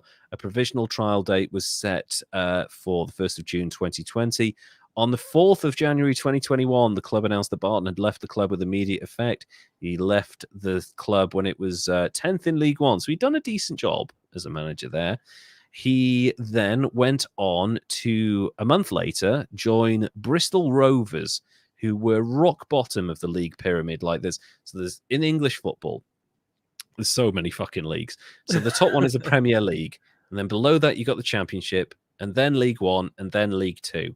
So there's 4 leagues, and you get promoted or relegated from the various levels. When you get relegated from League Two, you go into the non-league system, which is like 11 or 12 or 15 leagues deep. Like it goes right down there.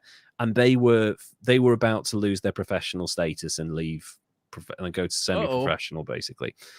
And he takes over as boss at this point. The club were in a relegation battle, sitting just 2 points outside of the relegation zone. Barton was unable to reverse his side slip down the table, and on the 24th of April, they were officially relegated following a defeat at Portsmouth that saw the club sitting bottom of the league, 9 points off safety with just 2 matches remaining. Relegation had been all but confirmed in the previous match, with Barton coming out in the press to again publicly criticize his own players as well as the 2 managers before him, saying his team were going down with a whimper. October 2021, Barton was criticized when he compared his team's poor performance in a 3-1 defeat to Newport County to the Holocaust. Okay, yeah, that's the same. Yeah, we lost today. It's like half of our nation was wiped out. No.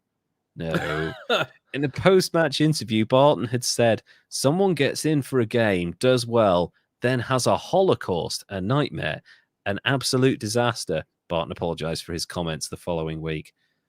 I feel like he might not have known what that meant. Maybe he didn't. And the funny thing is that a lot of people, like, he's tried to kind of revitalize his image. I mean, he had to, really, and say that, oh, I've calmed down now. I read philosophy. I eat sushi. And it's like, what? That doesn't mean that you know what the Holocaust. How is he? No, he's not. He's not reformed. He still says stupid shit. Now we're going to get to something really dark, and I don't want to make too much fun of this because this is really, really sad. His personal life section of Wikipedia includes Joey Barton's brother, Michael Barton, was sentenced to life imprisonment with a minimum sentence of 17 years for his involvement in the racially motivated murder of Anthony Walker in 2005. Joey made a public appeal to his brother to come forward and help with the police investigation after Michael went on the run following the attack, and also made a series of calls to Michael inquiring about his involvement in the incident. So again, like we knew that his brother had been involved in the kind of the random street attacks on people that him and his like other cousin had as well. So like there seems to be something going on in this family, because he describes his upbringing as like, oh, it was harsh but fair. It's like, I don't think we've had the full picture of this, because there are problems like there. They might have been in with the little hooligans there and running some. I mean, it would make sense, I guess, from that area and in that time. And also, like, his brother has been involved in a racially motivated murder. And do you remember the guy, the player, who said that he'd suffered racist abuse at Joey Barton's hands, and Joey Barton had supposedly not been homophobic when he made those homophobic remarks. And it's like a lot of stuff you're like, okay, maybe not. And of course, the next bit is back to the comedy.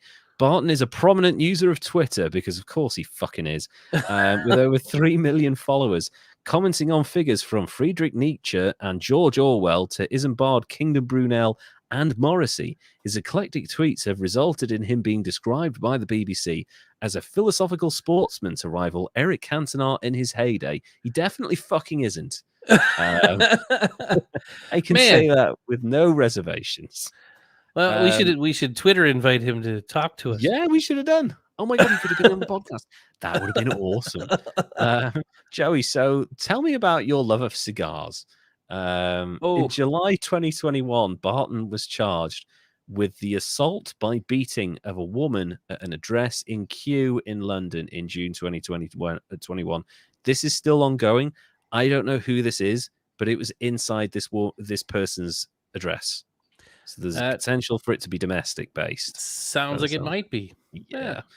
And I'm going to, so that's a lot to cover. And I've been talking for a long time. So I'm just going to leave this, summing up Joey Barton perfectly by this quote that he gave The Guardian when he was in the process of, I eat sushi, I read Nietzsche, I'm reformed. So I am a man of culture. I'm not a psychopath. I bought some books. I bought some books. Look at me reading them. That's upside down, Joey.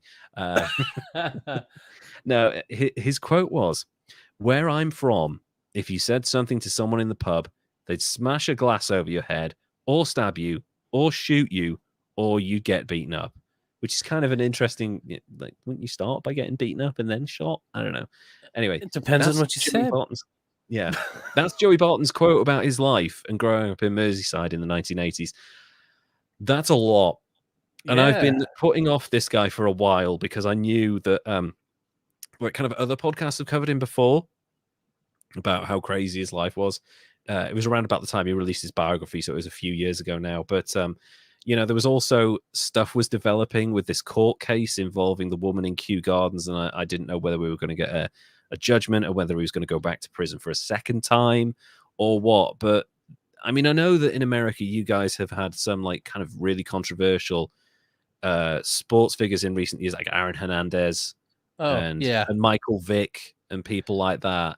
Right. Well, I mean, there's even one going on with my Minnesota Vikings right now with Dalvin Cook being involved in possible domestic abuse. Mm-hmm. And then there's a whole dark mixture of ESPN reported it as he was a victim of domestic abuse and extortion because she's coming forward to sue him for beating him up at one point in time. But it's a mess right now. Yeah. And that stuff happens a lot, like Ray Lewis and all of them too.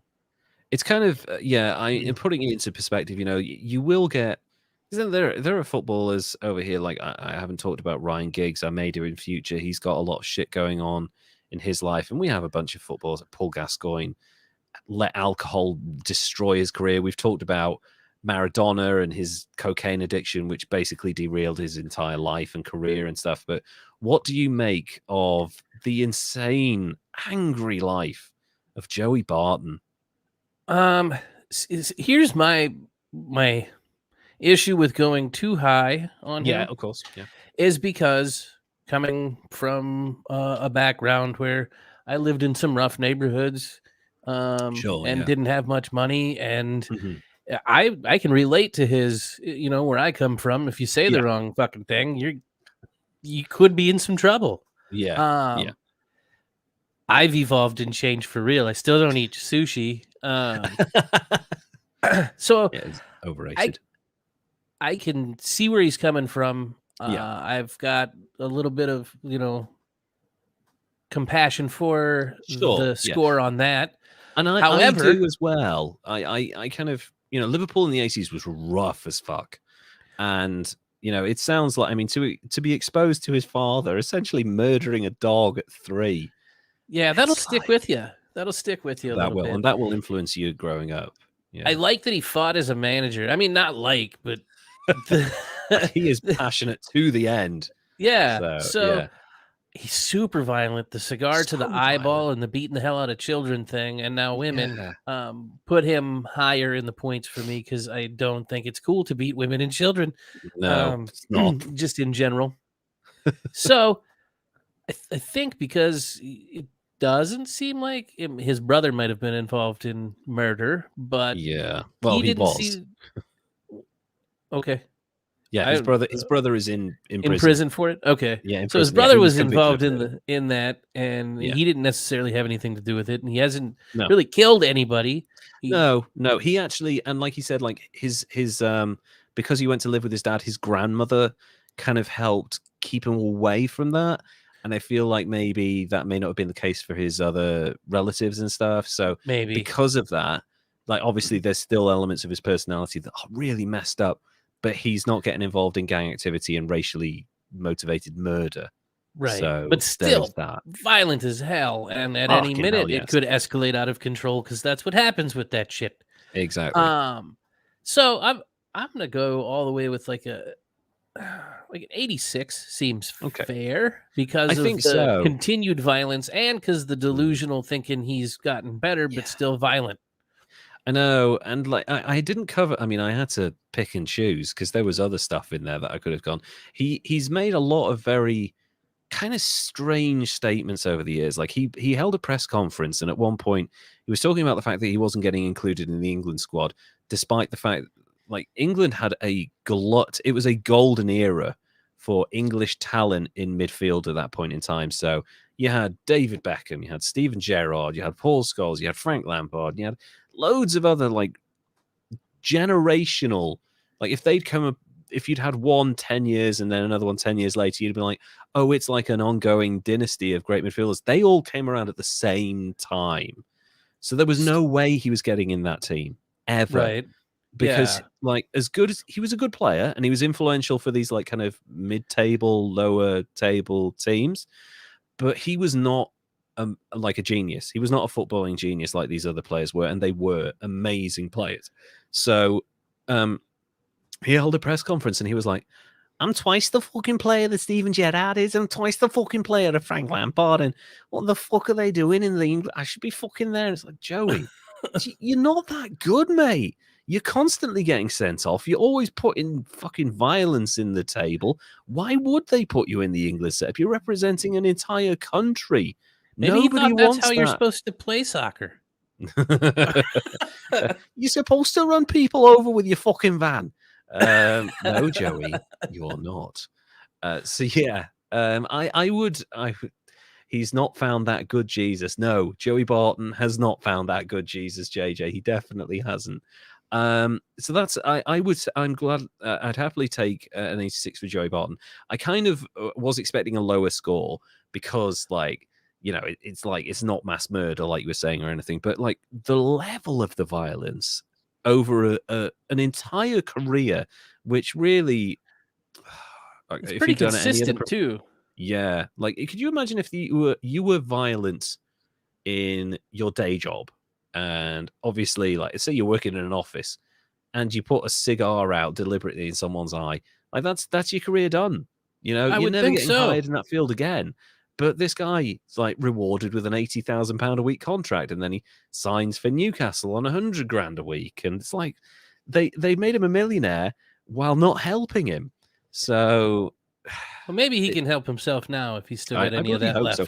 I really hope, and this is the thing, we don't wish bad things on people. I really do hope he finds peace because, you know, you talked about like your upbringing and stuff. I can remember in my life when I was out of control in my 20s and stuff. And there comes a point when you have to stop doing that.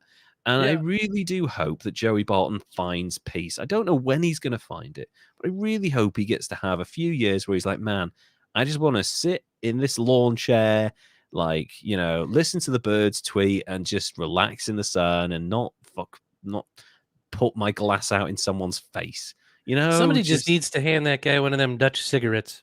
yeah, just Joey Barton needs to find weed. Never mind Jesus.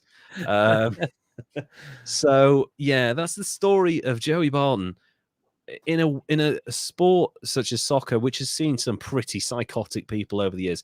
He is up there, and General Custer, one of the most notorious people in history, and one of the most weirdly venerated psychopaths in history as well.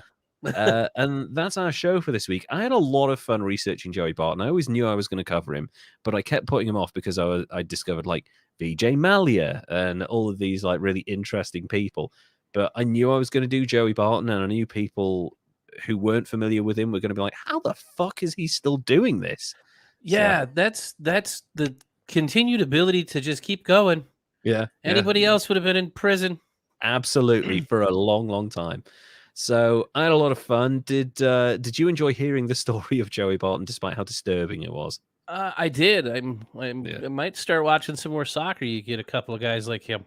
Yeah, I think well, instead of watching football matches, because that can like if you're not familiar with it, man, it is an adjustment. Maybe just go onto YouTube and Google Joey Barton violence or Joey Barton highlights and watch him be completely insane for 10 minutes on YouTube or something. So There that's we one go. good way of going. Yeah, and then they'll probably follow it with Vinnie Jones because he was a psychopath as well before he became an actor. So Wow. yeah. Oh yeah, Vinnie Jones was an absolute psychopath. He seems like it. Yeah, he does, and is. So that's our show for this episode. This is episode 21. We're almost at the end of season 1. We're 4 episodes away from the season finale, where there will be twists and a shock reveal. And will Pam and Jim get together? Who knows? That was an Office reference. I'm like, wait, am I Pam or are you Jim? Oh wait. We're already together forever, buddy. So yeah, thank you everybody for joining us. And just remember that if you are feeling like your success in your career means that you can go ahead and wipe out an entire race of people, or if you have had a successful start to your athletic career and you think that gives you the right to just go around and destroy physically anyone you want, maybe reconsider, get some help, and don't make those mistakes. So until next time, Derek, would you like to say goodbye, please? Bye, everybody. Thank you so much for joining us. It's been so much fun, and we will see you again. Take care now. Bye.